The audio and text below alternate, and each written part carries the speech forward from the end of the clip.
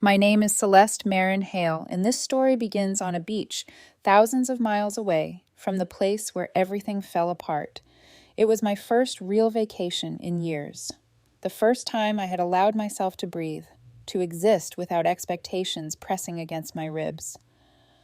The sky was turning honey gold as the sun dipped toward the horizon. My friend Emily sat beside me on a striped lounge chair, laughing as she lifted her overpriced cocktail toward the fading light. For a moment, I felt almost weightless. Then my phone buzzed. I expected a random notification, maybe something from social media, but the moment I saw the bank alert, $55,000 withdrawn. My stomach dropped so fast I forgot how to breathe. At first, I genuinely thought it was a mistake, a glitch, some temporary system issue that would fix itself if I refreshed the screen. But the number didn't change. The money was gone. My money, my savings, the fund I had been building for years, for my first apartment, my escape plan, my future. And there was only one possibility: my parents. They were the only people who had access to that account. I had given it to them years ago, naive and trusting, thinking, they're my parents. If anything ever happens to me, they'll manage things for my good. I had made it crystal clear the access existed for emergencies only. This was no emergency. My fingers shook as I dialed my father. The call rang and rang and rang. No answer. I tried again. My heartbeat thudded painfully at the base of my throat. Emily noticed my face draining of color and asked what was wrong, but no sound came out when I tried to speak. I called again and again. 10 minutes of silence passed. Finally, my father answered, with the most casual tone imaginable. "What happened?" he asked, as if I had called to chat about the weather. I didn't even say hello. "Why did you take $55,000 out of my account?" There was a pause. Then he said, as effortlessly as if I had asked what he'd eaten for lunch, "Oh, that. Your sister finally got a good job. She has to start tomorrow. We can't have her showing up at a prestigious place on a bus, in a suit, carrying a laptop bag, so we withdrew the money to buy her a new car." And then he said, "Bye," and hung up. Something cold spread through me. The waves crashing behind me, the chatter of people strolling the beach. All of it faded into a dull, meaningless hum. Emily put her hand on my arm, and when I finally managed to tell her, her eyes widened in disbelief. She tried to comfort me, but I couldn't stay another second. The vacation was over. The illusion of peace was over. That night, I booked the first flight back to the States. We were supposed to stay 4 more days, but I couldn't pretend everything was fine while my parents used my life savings like their personal piggy bank. Emily understood, even though I could see disappointment flicker in her eyes. She didn't argue. The next morning, as soon as we landed, I didn't even drive her home. I called her a cab, apologized, and promised I would explain later. She nodded and told me to call her once I caught my breath. Then I drove straight to my parents' house. I knew I would find something waiting for me. I just wasn't prepared for the punch in the chest I felt when I pulled into the driveway and saw it, a brand new luxury car, gleaming in the morning sun like a monument to betrayal. My money, my future, parked in their driveway. I gripped the steering wheel until my knuckles turned bone white. The front door was open.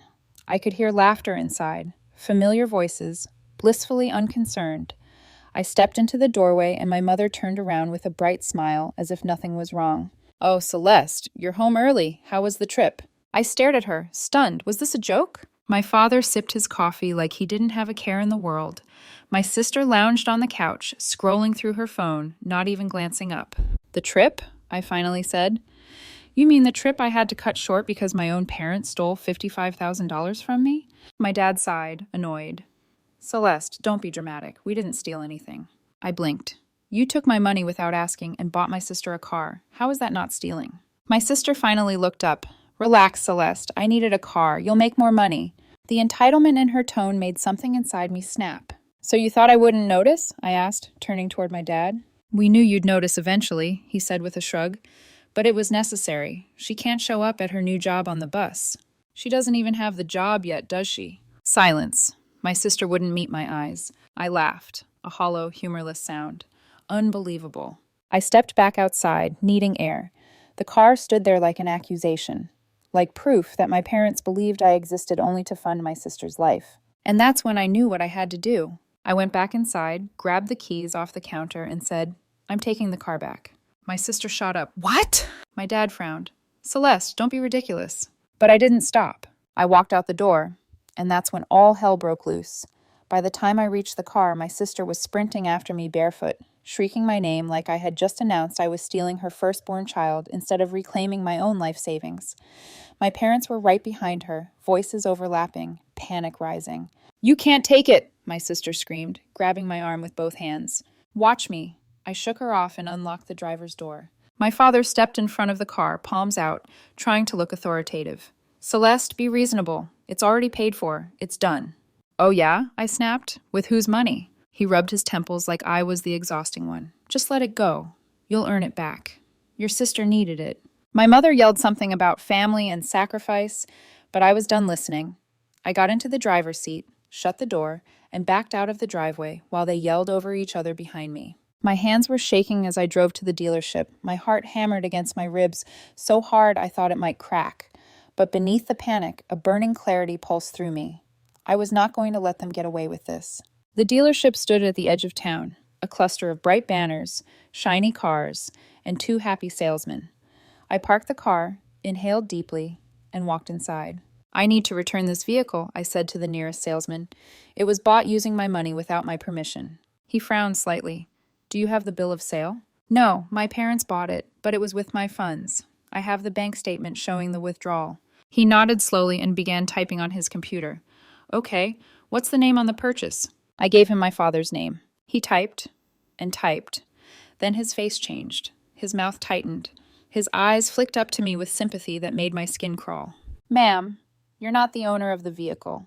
I froze. "What?" He turned the screen slightly so I could see. The car was registered under my sister's name. For a moment, I couldn't breathe. It felt like a fist punched straight into my stomach. "No, that's impossible," I whispered. "It was bought with my money." "I understand," he said gently. "But legally, your sister is the owner. Only she can return it or sell it."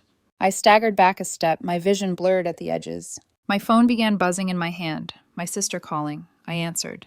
"You registered the car in your name?" My voice shook. She giggled. Actually giggled. "Duh, it's my car." Something inside me cracked. I hung up without responding. I walked back to the car, climbed into the driver's seat, and sat there staring at the windshield. The betrayal had layers I hadn't even realized existed. My parents hadn't just stolen from me. They had trapped me, cornered me, legally shut me out of reclaiming what was mine. But they underestimated me. I wiped my eyes, set my jaw, and pulled out my phone. If they wanted to play dirty, I could play dirtier. First, I called my bank. No help. Since I had given my parents account access years ago, the transaction was technically authorized. Next, I called friends, anyone who might know a lawyer. Most people offered sympathy, but no real solutions. Then Emily's friend Mark texted me. "I know a guy. He's aggressive. You'll like him." He sent me the number. I dialed immediately. "Tom speaking." I inhaled sharply. "I need help." "Tell me everything," he said. So I did. Every detail, every withdrawal, every lie, every betrayal. When I finished, Tom exhaled. "This isn't just a civil issue. What they did could be considered fraud." Fraud. The word hit me like a bolt of electricity. "Meet me at their house," I said, starting the car. "I'm putting you on speaker." By the time I reached my parents' home, anger had solidified into something sharper. They were in the living room. My mother pacing, my sister scowling, my father pretending to be calm. I leaned against the wall. "Say hello to my lawyer," I said, and tapped speaker mode. Their expressions dropped. Tom didn't ease into anything. "Mr. and Mrs. Hale, your daughter has informed me of your recent unauthorized use of her funds. This could constitute financial fraud, theft, and misrepresentation. If she presses charges, you may face serious legal consequences." My sister scoffed. "She wouldn't do that. We're family." Tom laughed. "Family doesn't steal $55,000. My dad shifted uncomfortably. "Celeste, be reasonable. This is unnecessary." "No," I said quietly. "What's unnecessary is you thinking I'll just roll over and take this." Tom continued. "There are two options. Sell the car immediately and return the funds, or we proceed legally." My sister's face drained of color. My mother looked like she was about to faint. My father crossed his arms. "We're not selling the car." Tom sighed. "Then we moved to court." For the first time in my life, I saw fear flash across my father's face. I prolonged the silence, letting the weight of it settle. "You're screwed," I finally said, and I meant every word. I walked out before any of them could speak. My hands shook, but not from fear, from power. I drove to Emily's house, where her parents were home. The moment I explained what happened, Emily's father, Mike, leaned back, eyes narrowing thoughtfully. They think they're clever, he said, but they're not. I frowned. How? They bought a car in your sister's name using your money. That's your leverage. I whispered, I thought that was the problem. He shook his head. No, Celeste, that's your solution. And right then, the next stage of war began. The next morning, I arrived at the DMV before they even unlocked the doors. I stood there with a folder in my hands. Bank statements, screenshots, text messages. Every piece of proof showing that the money used to buy the car belonged to me. When the clerk finally called my number, I laid everything out in front of her. I need to file a fraud report, I said quietly. The funds used to purchase a vehicle were mine, but the ownership was assigned to someone else. She skimmed the documents, eyebrows lifting slightly. This is serious, she murmured. We'll have to flag the vehicle in our system. Your sister won't be able to sell it, transfer it, or legally modify ownership until this is resolved. I exhaled shakily. A small victory, but it felt monumental. After filing, I went straight to my bank. I closed the joint access, froze the remaining funds, and opened a brand new account under layers of security. No more backdoors, no more blind trust. By noon, I sat at a cafe sipping bitter coffee, replaying everything. My phone buzzed every few minutes. Dad, Mom, my sister, all calling in frantic rotation. I ignored all of them. At 1:14 p.m., my phone buzzed again. This time, I checked the message. From my sister. You locked the car? What is wrong with you? I typed back. You stole my money. Actions have consequences. Her reply came instantly. You ruined my life. I hope you're happy. I smirked and locked my phone. I wasn't happy, but I was getting there. An hour later, Tom, my lawyer, called. They tried to transfer the car this morning, he said. To your father, I think. I almost spit out my drink. What? They panicked, but the DMV flagged the vehicle. They can't do anything. They're stuck. I shook my head, leaning back in my chair. They really think they can outmaneuver this. Oh, they're scrambling, Tom said with amusement. Also, they hired a lawyer. My eyebrows shot up. You're kidding. Nope. He reached out to me, wanted to discuss a compromise. I laughed. Did you tell him to go jump in a lake? Not those words, Tom replied, but close.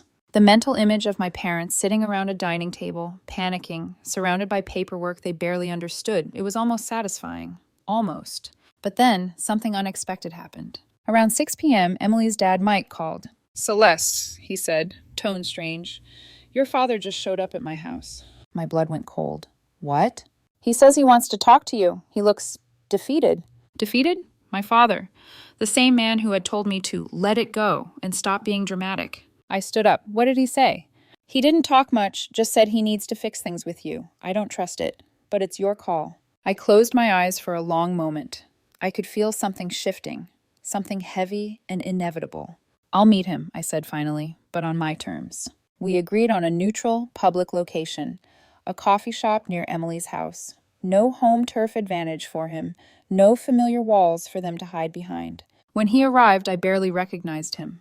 His shoulders slumped. His eyes looked sunken. He moved slower, as if carrying a weight he wasn't built to hold. He sat down, rubbed both hands over his face, sighed. This has gone too far, he said. I sipped my drink. No, it hasn't gone far enough. He flinched. Your mother is a wreck. Your sister is in pieces, he said, voice trembling.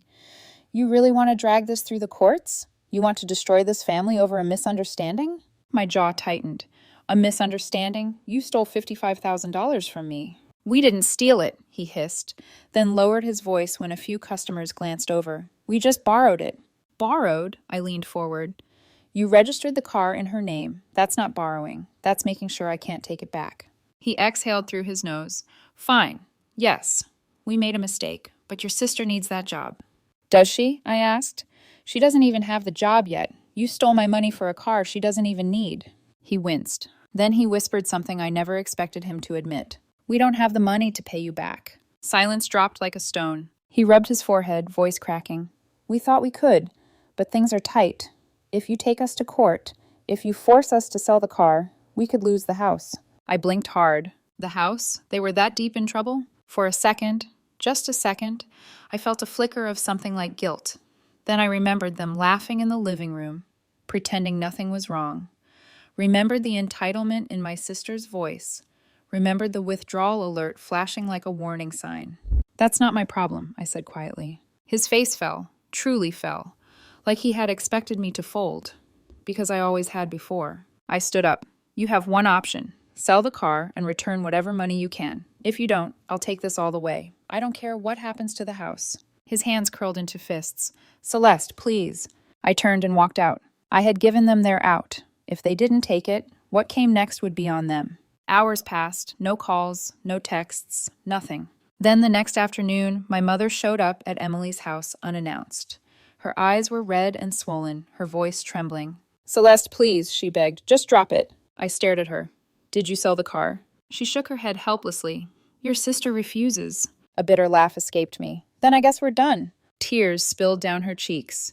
You don't understand what you're doing. Your father is trying to refinance the house. If this goes to court, that's his problem, I said flatly, not mine. She sobbed, but we're family. I just looked at her, feeling absolutely nothing. No, family doesn't do what you did.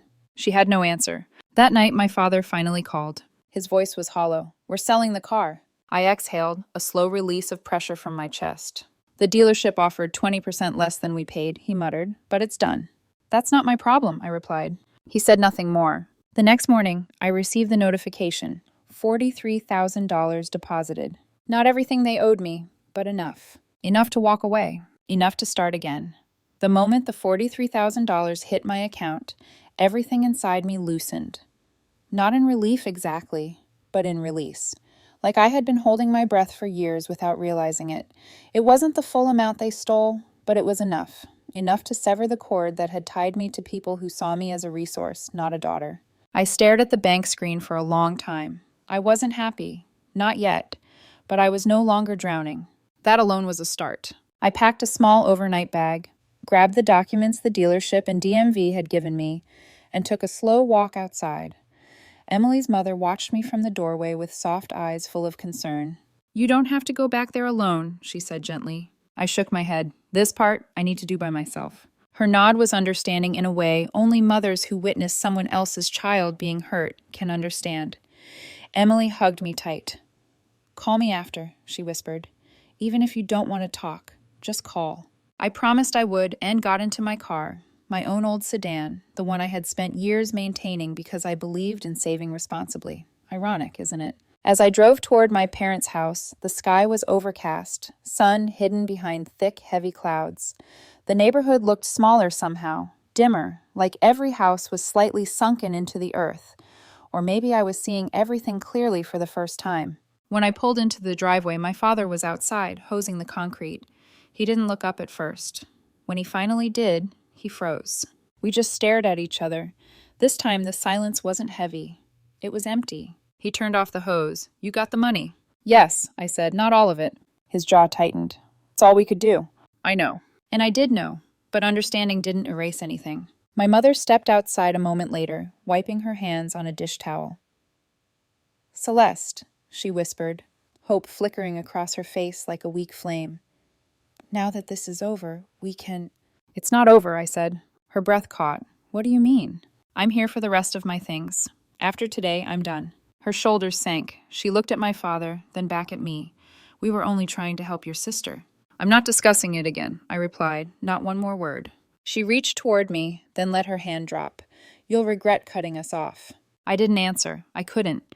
Anything I said would have been too raw, too honest, and I wasn't giving them any more pieces of me. I walked inside the house, a place filled with memories, laughter, past holidays, childhood birthdays, and yet, somehow, every corner felt unfamiliar now, like I was visiting a stranger's home wearing my own skin. I moved room by room, gathering what belonged to me. A few boxes, a duffel bag, a folder with old documents. That was it. My entire life with them condensed into items that barely filled the trunk of my car. When I walked back out, both of my parents were standing in the living room doorway, watching me with expressions that felt like a strange mixture of guilt and resentment. They wanted me to comfort them for the consequences of their own choices. I gave them nothing. I closed the trunk, got into my car, and left without looking back. Over the next week, Emily's family let me stay in their guest room. Emily's dad helped me set up a brand new bank account with strict privacy protections. Her mother cooked for me, like I was their own child. In their home, I felt something I hadn't felt in a long time: safety. With the money that remained, I put a down payment on a small apartment across town. It wasn't the spacious place I had originally dreamed of, but when I stood in the empty living room on move-in day, sunlight warming the floors, a quiet truth settled into my bones. It was mine, truly mine. I didn't tell my parents. I didn't need their approval. I didn't need their presence.